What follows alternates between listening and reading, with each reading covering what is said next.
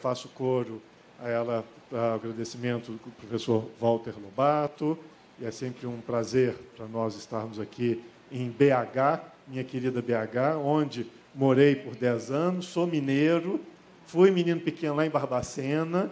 Os mais novos nem sabem o que isso significa, mas os mais maduros sabem, né?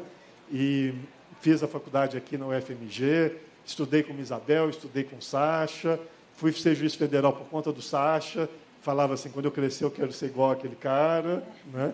E, enfim, por tudo isso, registro essa minha alegria por estar aqui hoje com vocês.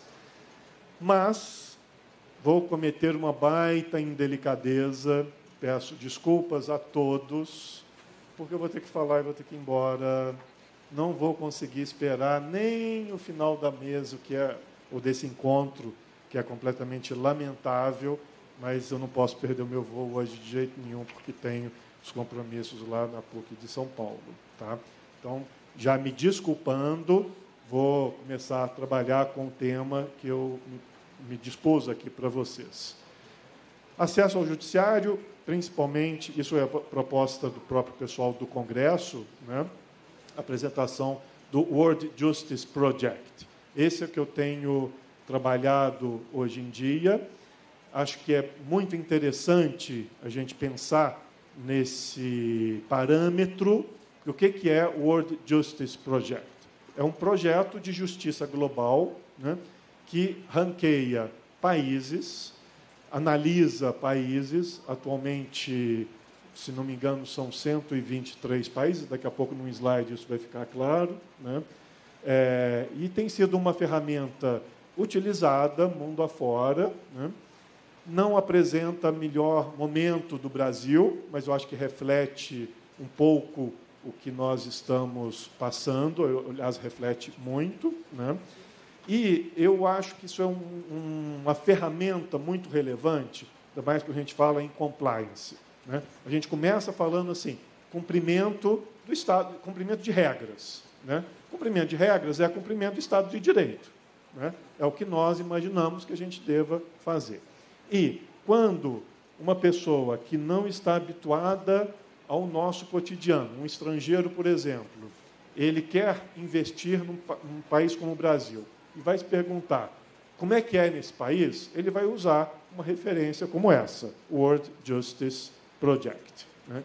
Ele traz um ranking, que é a sua principal ferramenta, não é a única, mas traz um ranking de Rule of Law. O que é isso? Cumprimento do Estado de Direito, né? Está aí o site, sugiro a quem se interessar por fazer a pesquisa, ele é interativo, ele é muito interessante, ele traz uma carga de informação muito grande. Quais são os princípios que norteiam o World Justice Project? Tem 4 grandes princípios, depois 9 áreas de análise sobre Estado de Direito, né, que vão da justiça civil, justiça criminal, digamos, o direito administrativo nas nossas linguagens, grau de percepção da corrupção nas polícias, no parlamento, no poder executivo, enfim, ele é bastante amplo, né? E já faço, digamos, uma defesa ao grupo do World Justice Project.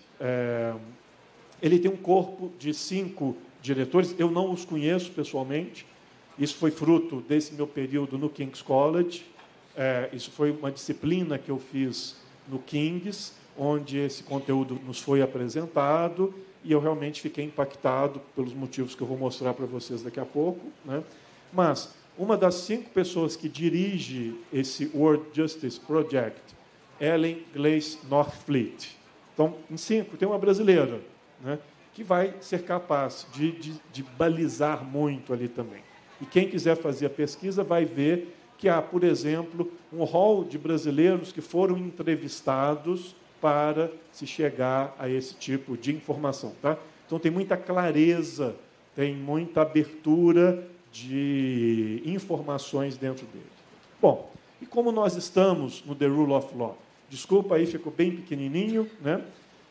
Mas, traduzindo o que está ali, ele ranqueia atualmente 126 países e nós somos o 58º país no quesito cumprimento do Estado de Direito. 58º, tá? Vocês podem me perguntar quem são os primeiros? Os primeiros são os de sempre, né? Número 1 é a Dinamarca, e 2, 3 e 4 está dividido entre Suécia, Finlândia e Noruega, né? Como era de se imaginar, né? Eu fiquei muito pouco tempo em Londres, mas quando eu cheguei, uma das coisas que me impactou de cara, né? Um motoboy foi entregar pizza no prédio ao lado de onde eu moro, né? Ele teria que dar a volta no quarteirão. Mas para quem está de moto, qual o problema? Para que dar a volta no quarteirão, né? Até porque, tudo bem, pode ser que venham carros no outro lado, né? Então ele foi para o passeio, não tem problema nenhum, né? Ele sobe com a moto no passeio e entrega a pizza no prédio ao lado, né? E eu fiquei chocado, porque isso é uma coisa do nosso dia a dia, mas em muitos países do mundo não é assim que as coisas funcionam, não, né? Eu tive a oportunidade de saber que, lamentavelmente, brasileiros atualmente não podem ser motoboy em Londres, porque eles foram num determinado momento, fizeram as entregas rapidíssimos, mas descumpriram todas as leis de trânsito. Então, hoje, eles não podem mais ser contratados, né? Eu acho isso muito exemplificativo do que acontece conosco, né? E eu me fiz uma pergunta num determinado momento de reflexão. Será que o Poder Judiciário está muito diferente dos deliveries no Brasil, pelo menos em matéria tributária? E é isso que eu vou mostrar alguns exemplos, digamos, do meu ponto de vista, tá? Agora, alguns de vocês devem dizer, mas, Renato, também você já está querendo muito, né? Você quer comparar o Brasil com a Dinamarca? Um país minúsculo, tal, né?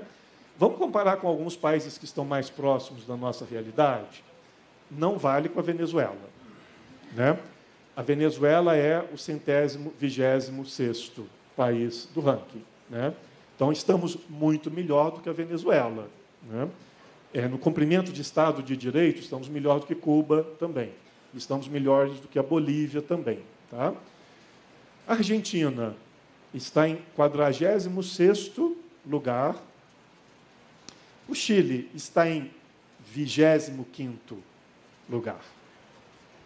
E o Uruguai está em 23º lugar no ranking.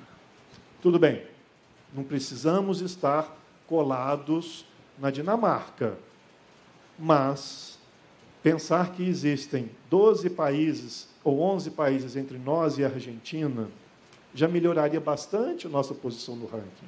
E pensarmos que o Uruguai está muito melhor do que nós, num quesito que depende de nós. Quando nós vamos mostrar um instrumento como esse, nós não estamos dizendo, porque a nossa ferrovia Norte-Sul foi impossível de ser construída, porque o problema é a Transamazônica, que não podemos mais derrubar árvores. Não. O quesito é cumprimento das leis feitas pelo poder legislativo local. Essa é a regra. Nós estamos cumprindo as leis criadas por nós mesmos, né? Isso é uma escolha, principalmente, política, né? Sociológica, cultural, né? E o que esses gráficos demonstram é que tem países ao nosso redor que estão muito melhores no quesito cumprimento da lei, né? E no que isso impacta, né? Quem quer fazer uma análise consequencialista pode comparar o crescimento econômico do Chile e do Uruguai e compará-lo com os nossos.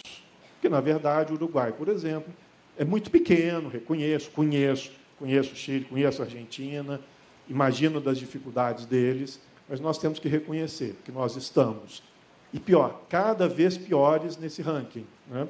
Eu fiz essa exposição que eu estou fazendo aqui com vocês há 10 dias em Paris, no Congresso de Brasilianistas, tá? Né? Quando eu fiz a proposta para o Congresso, que foi em novembro do ano passado, nós éramos o 52º país. Quando eu apresentei, 58º. Né? Quando fiz a pesquisa em Londres, isso foi em 2016, nós éramos o 46º, nós éramos onde está a Argentina hoje. Né? O Reino Unido era o 10º país do mundo.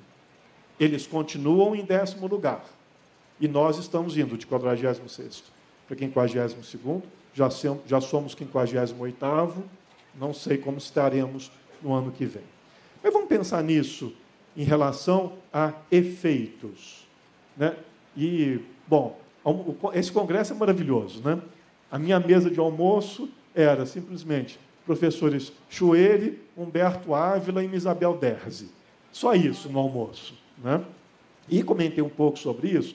E falei, sociologia do direito, interpretação econômica do direito. É isso mesmo, eu estou num momento multidisciplinar. Não vim aqui para apresentar um texto de lei, mostrar a interpretação possível e ir embora. Eu estou tentando até uma análise consequencialista do estado de arte que nós estamos de não cumprir o direito.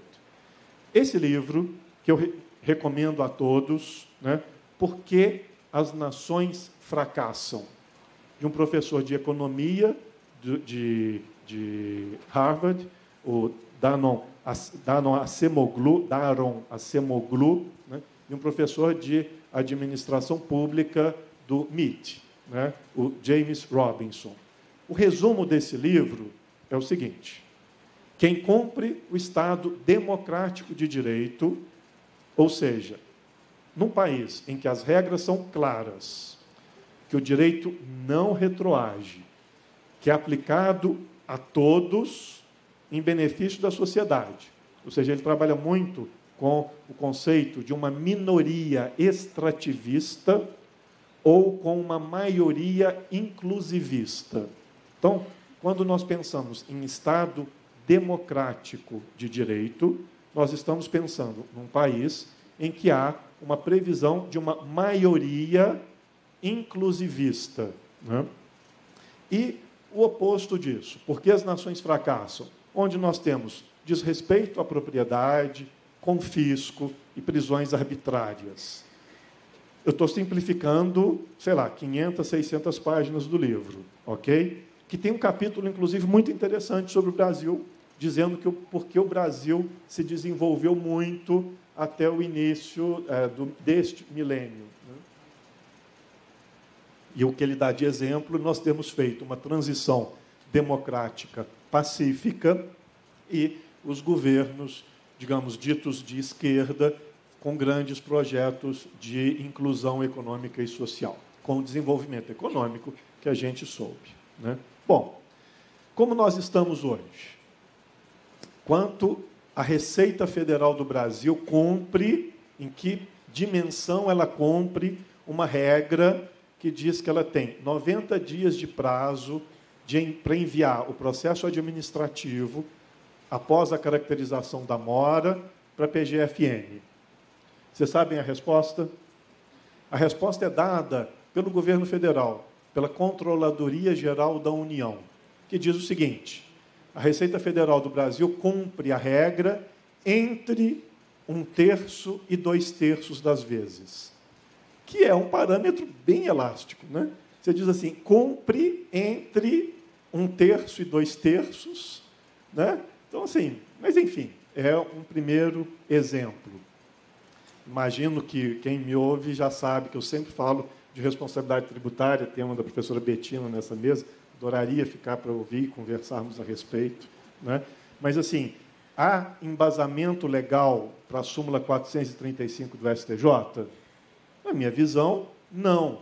Digo isso com todas as letras, com tranquilidade, porque um dos meus livros eu demonstrei, espero pelo menos ter demonstrado, que se vocês pegarem o artigo 135 do CTN, o núcleo dele, nós, tributaristas, conseguimos compreender.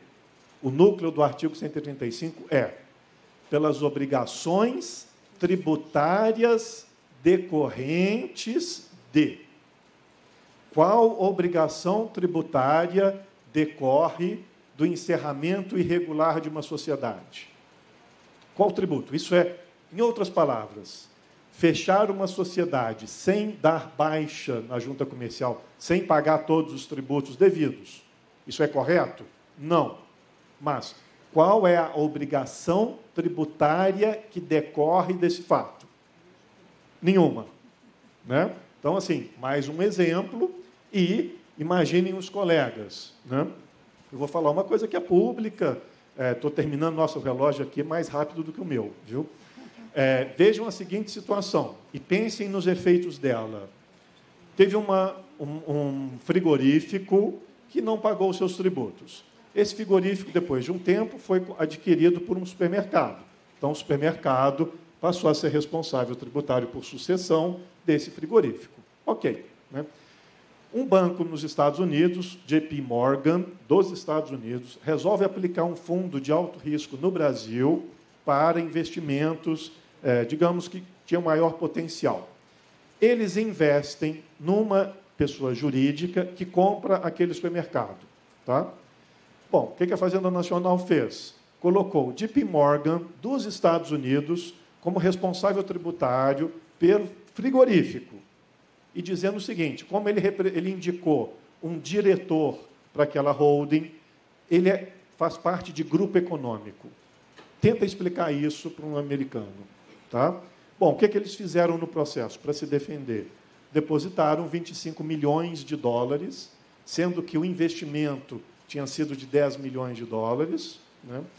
E, no final das contas, eles ganharam a ação, essa ação transitou em julgado, foi reconhecido que o JP Morgan não tem responsabilidade tributária nesse caso. Quem quiser consultar, é uma sentença que nós demos, que está publicada na revista do TRF. A pergunta que fica para vocês: imaginem uma reunião de investidores no estrangeiro, nos Estados Unidos, ouvindo o nosso ministro da Fazenda ou da Economia dizendo: invistam no Brasil, o país é maravilhoso, cheio de potencial. E na hora do cafezinho, alguém pergunta para o presidente do JP Morgan: como é que está aquele caso seu lá? Né? E aí ele vai contar isso para vocês. Imaginem que tipo de dinheiro eles vão querer investir num país que faz uma interpretação tão elástica assim. Temos outros casos, não vou gastar o tempo com eles, mas aí, esse recurso especial do STJ, os slides ficam à disposição de todos os congressistas, dupla incidência de IPI importação, prisão de devedor agora, né? Como eu disse no Congresso da ABAT, no seminário da ABAT outro dia, né? Parece que o Brasil quer desenvolver colocando seus empresários na cadeia. Né? E o processo, especificamente, é muito interessante. Um processo de R$30 mil, cuja defesa começa na Defensoria do Estado, acho que de Santa Catarina, se não me engano, né? Um processo de R$30 mil. Ele é o nosso Lindy Case. Tá? Então, vejam as manipulações do que a gente está fazendo. Né? E um exemplo de fora do direito tributário. Será que nós vamos merecer um ranking melhor ou pior no próximo ano? Ministro Dias Toffoli, tá? Fui eu que digitei isso daí. É por isso que eu acredito em Deus, mas eu acredito também na astrologia. Os astros hoje estão alinhados em uma conjugação favorável aos pacientes. Nós estamos rindo, não é? Vamos continuar rindo mesmo. Nós temos que rir. Né? Como diz um grande sociólogo, e aí eu vou aceitar todo mundo que quiser me rotular como sociólogo do direito, ou como maluco. Afinal de contas, eu sou barbacenense, quem é mineiro sabe o que isso significa. Né? Quem não é, já deve estar surpreso. Né? Barbacena, no seu auge, tinha 7 manicômios. Né? Você vai perguntar, o que você está fazendo aqui? Eu fugi antes. Né? Saí da cidade com 3 anos, não tinham detectado ainda. Por isso explicaram que eu fui jantar com os meus pais ontem, aqui em BH. Eles vêm de Barbacena em vez de eu ir para lá. Né? Norberto Elias, nesse livro, O Processo Civilizador, e eu já estou terminando, né? Ele diz o seguinte: nações, eu estou resumindo de novo 2 volumes de livro, mais uma vez, desculpem tanto resumo, mas ele diz assim: nações pouco desenvolvidas tendem a agir como adolescentes. O adolescente é aquele que não sabe os efeitos das suas ações, né? Ou não tem a exata compreensão. A criança é um inimputável. Mas o adolescente está naquela fase intermediária, né? E eu, sinceramente, acho que todos nós, do motoboy ao ministro do Supremo, a gente está precisando passar a compreender melhor os efeitos das nossas ações, para podermos ser um país efetivamente desenvolvido, né? Bom, com isso eu agradeço a vocês, digo que é um prazer imenso estar aqui novamente em Belo Horizonte, agradecer a Abradetê, professora Isabel, professor Sacha, professor Walter Lobato, os colegas de mesa, e pedir desculpas, porque eu sei que eu estou perdendo, não podendo ficar até o final. Muito obrigado.